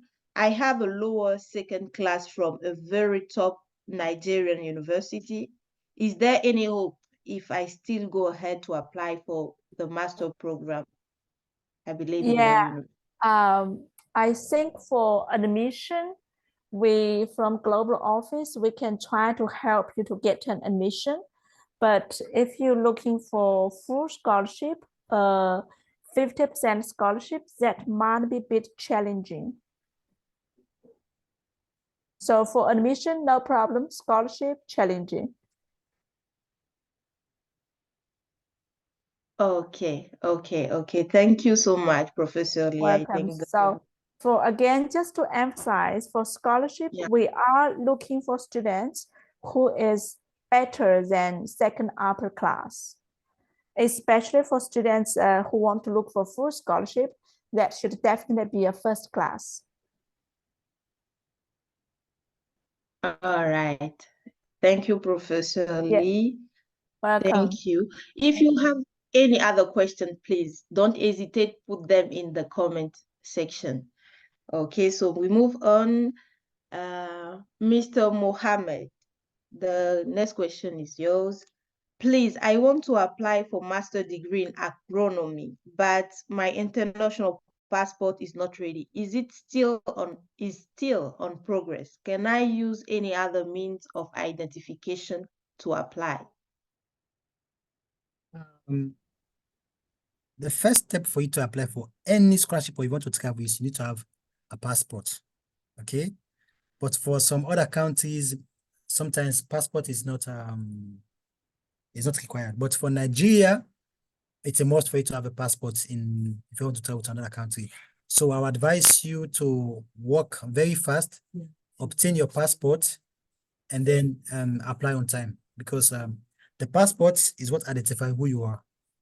And then it also shows where you're from, and then it gives guarantee of if they give you the scholarship, then you can work within this jurisdiction, like between your country and China. So I advise you get your scholarship, you get your passport ready before you start any application process. That is the first document you should have as for yourself. The passport should be your first call of action before starting to apply for other things or checking for professors. So make sure you get your passport ready and scan the passport homepage, then use it to apply. Thank you. All right, thank you, sir. So the next question, is it possible to be enrolled in PhD program as part-time but self-funded, not scholarship? Like I said, we have what we call self-funded program. You have the scholarship and program. If you are self-funded program, self-funded students, wherein you pay for yourself, sometimes you can do your own extracurricular. Okay, you talk with your supervisor and then see how best you can do things simultaneously. But now, starting from this academic year, we've seen China have moved from online study to offline study. So if you know, like you have like work, other things to do, the first thing to do is always talk with your professor and see how best you guys can create time for each other to write your work. Because the first line is for you to finish your coursework on time, have your publications ready, and then finish your work within the stipulated time. Because if you fail to achieve those at the end of the day, we have a lot of financial implication on you. So try to balance your work time and that of your study work. Always be open up to your professor. Speak to your professor. See how best you guys can work things amicably instead of having a situation wherein your professor don't know that you are doing this kind of job, then the professor wants you to finish work on time. Because in China, when you are studying, they need your attention full time. Make no mistake. The professor wants to see you 24 hours in the lab. The professor wants to see you for research meeting. They want you to communicate effectively. And if you fail to do so, this is where things started getting out of control. So I advise always be open up to your professor, speak with him or her, and explain the things you engage doing outside work. That's why I mentioned in part of your personal statement, you should state your extracurricular activities you do. Let them know what you do. At least before they give you a scholarship, they know already you are engaged in this, and this. All of those conditions have been considered before they give you scholarship or before they accept your self-funded application.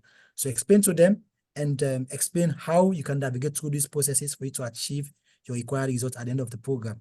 So I advise the first line is to always communicate with your professor effectively and have a very clear line of communication between your professor and you. Thank you. All right, thank you so much, Mr. Mohammed. I think the next question is most regarding the topics that you covered.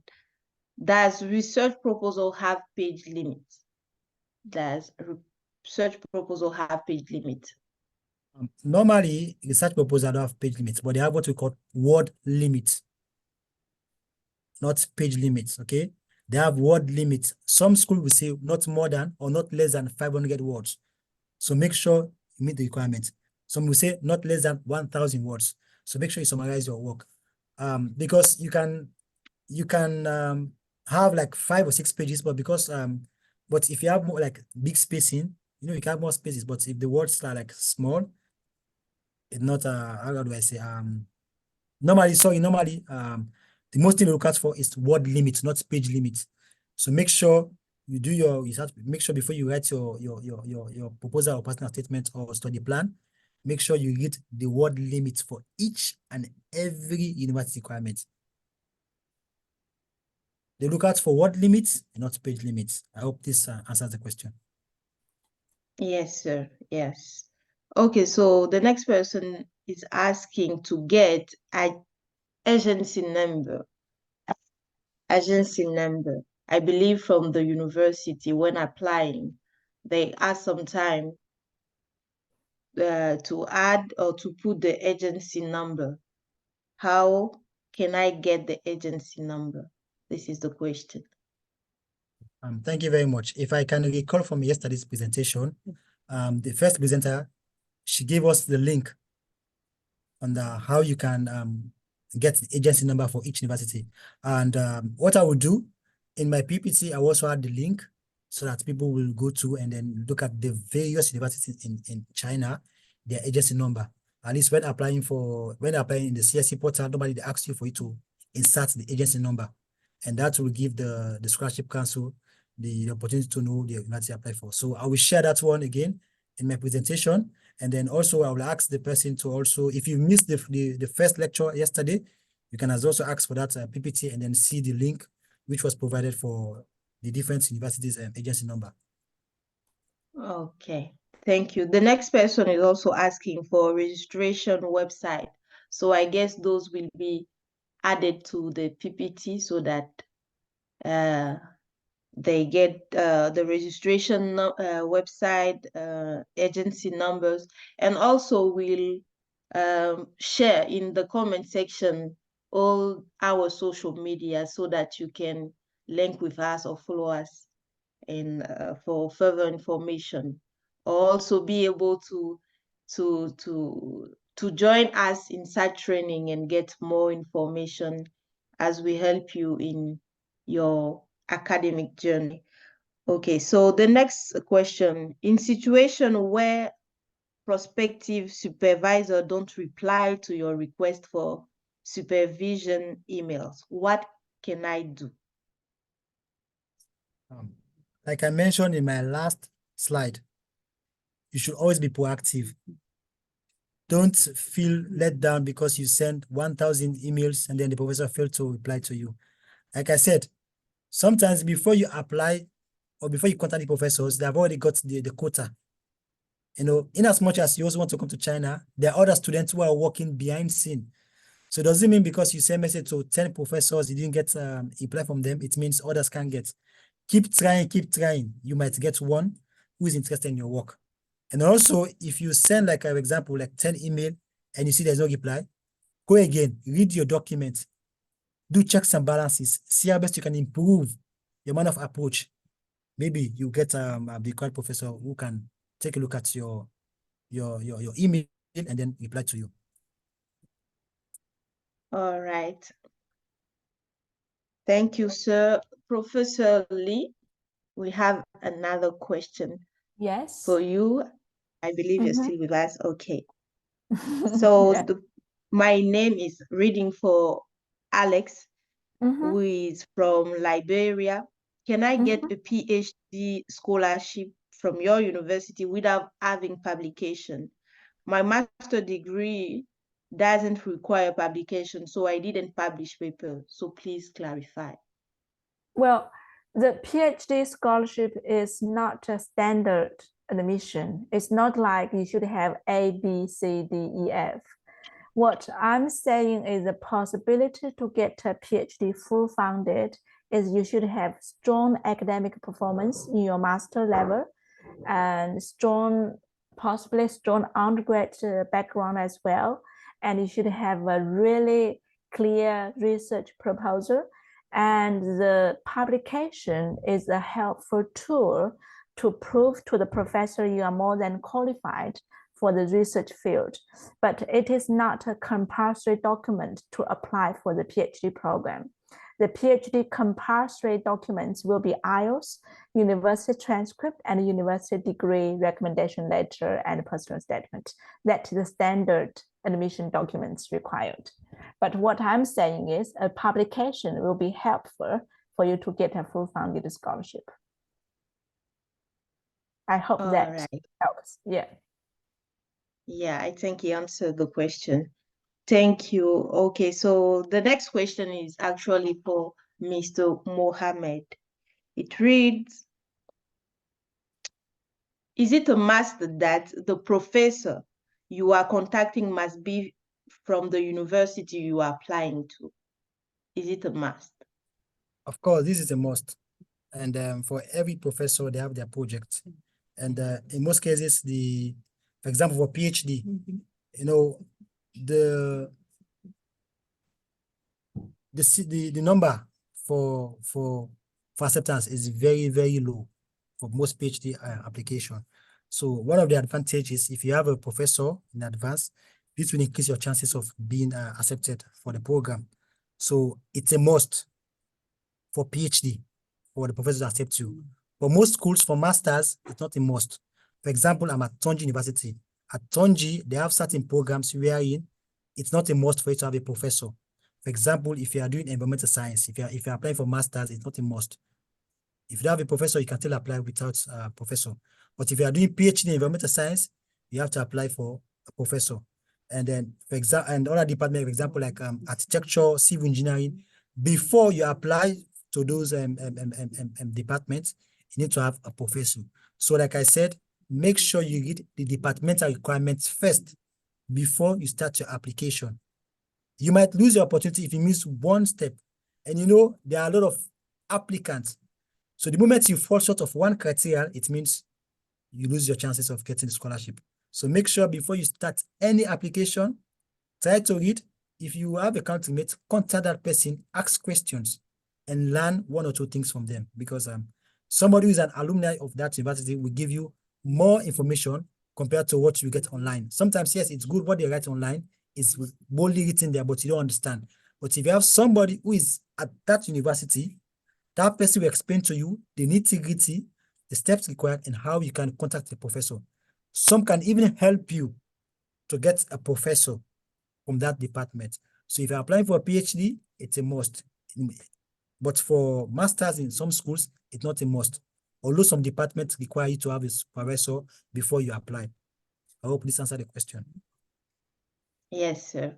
Thank you. So I think this question, both you and Professor Lee can also answer the question. It says, I just finished my undergrad project. Can I apply and still get a fully funded scholarship?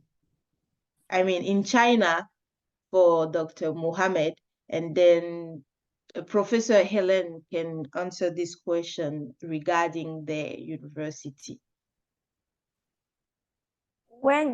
Sorry, when you say you want to apply for full funded, are you talking about postgraduate or PhD? I believe postgraduate. Postgraduate. Yes, well, again, for Xi'an Jiaotong Liverpool University, it largely depends on your academic performance. I got some inquiry private message asking me if I get second upper class, is it possible I can get first full funded scholarship? I said almost no. When we look at our past data, almost every full funded scholarship holder has a first class from the top university from the region. So yes, you can apply for the scholarship, but I can't promise, I can't promise full funded unless I know you have like really strong academic background. Yeah, that's for Xi'an Jiaotong Liverpool University. Okay, thank you for the answer. Mr. Mohammed, do you have something to add? I mean, regarding China, is it possible?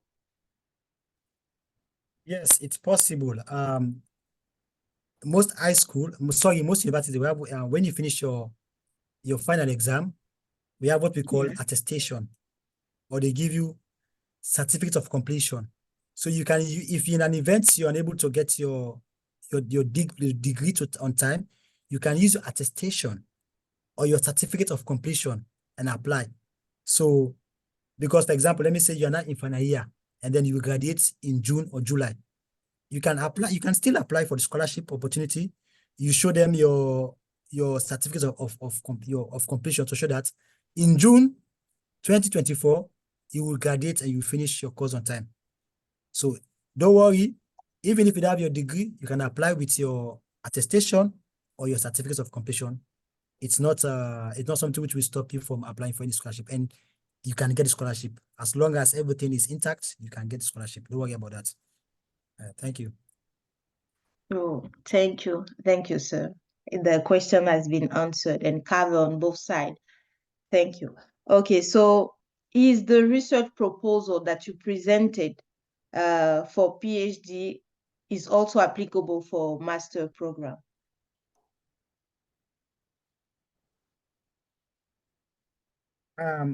For some scholarship, they ask you to present either a study plan or a research proposal. So you can use either of the two. But I will say for research proposal and study plan, it doesn't matter whether you are a PhD or master. If the scholarship calls for study plan, make sure you follow the steps required for you to do your study plan. If it calls for research proposal, make sure you present the research proposal. So these are documents which is required by both either PhD or masters. So make sure if the scholarship committee calls for this, then you go with the flow. If it calls for the other one, you go the other flow. So these documents are for applicants, be it master or PhD. I'm sorry if maybe the heading I put it gets some people confused, but the proposal is both for masters and the PhD. Study plan is both for master and PhD. It depends on what the school required at the time of application. Thank you. All right, so we'll take one more question and we'll end there for the Q&A session. If you have any other question, please send it in the comment. As I said, we address them tomorrow. Make sure you join tomorrow. Let's go through our whole training program together as it ends tomorrow. So the last question is, during application procedure for master program, did we also need research proposal? Do we also need research proposal? I just answered this question. Let me reiterate again. If the program calls for a research proposal, make sure you attach a research proposal. If it asks for study plan, make sure you attach it, be it a master or a PhD student. Just go with the requirements of the scholarship. And also there's a question in the chat box which says, hello, Dr. Mohamed Yate. I have a question about how to enroll in the PhD program part-time, self-funded in Shanghai. As I work here in Shanghai, but I don't want to resign from my work position, but I still would like to complete my PhD degree. In most cases, you know, if you are working, you get a work permit. Okay. And then if you're a student, you get your residence permit as well. It depends on how you navigate through, but our advice, if you own a company which you run, you can check the requirements of the Shanghai government, what is required for you. If you are owning a company and you are still in school and you don't want to lose your company, you can check on the requirements of the Shanghai government. If it says that if you're a student, you shouldn't work, then you have to be very careful, at least because if you are caught, you pay a fine, and then you, of course, we all know the consequences. But in an event wherein, let me say, you don't want to resign from your job, you can communicate with your professor. For example, most people, they attend classes like for first semester, and after they postpone their course, then the following year again, they continue their course. So you can alternate within these things, whether you can do one semester, you postpone, do another semester, you postpone until you finish your work. But like I said earlier, it all depends on how you communicate with your supervisor. If there is a clear line of communication, I believe you can navigate through the two. You can work, and as well as you can do your work, your courses. But make sure if you are caught working and you have a student resident permit, of course, we all know the consequences. And in China, there is no joke. The Chinese government don't joke with the defaulters. If you default, of course, you face the consequences of the law. All right, thank you. Thank you, Dr. Mohamed. Thank you for your valuable contribution. Thank you to Professor Ellen Lee. Thank you for all the speakers. Thank you for the participants. Thank you for joining today. We'll end our session. We would like to have a picture tomorrow with you also. Come prepare. Be prepared to open your camera. Let me see your beautiful faces, and let's take a family, let me say it like that, a family picture together tomorrow at the end of the session. So make sure you join tomorrow as we come again and share this time together as some very valuable information has been shared. For we have other speakers will come and cover really important topics as we have been doing throughout these 2 days. So let's join tomorrow. Encourage your friend, your sister, your family, your uncle. Encourage everyone to join tomorrow and share this time together. Thank you so much once again for joining. We appreciate your time, your valuable contribution for the success of this training. and we see you tomorrow. Thank you all. Thank you, God bless Stephanie. you.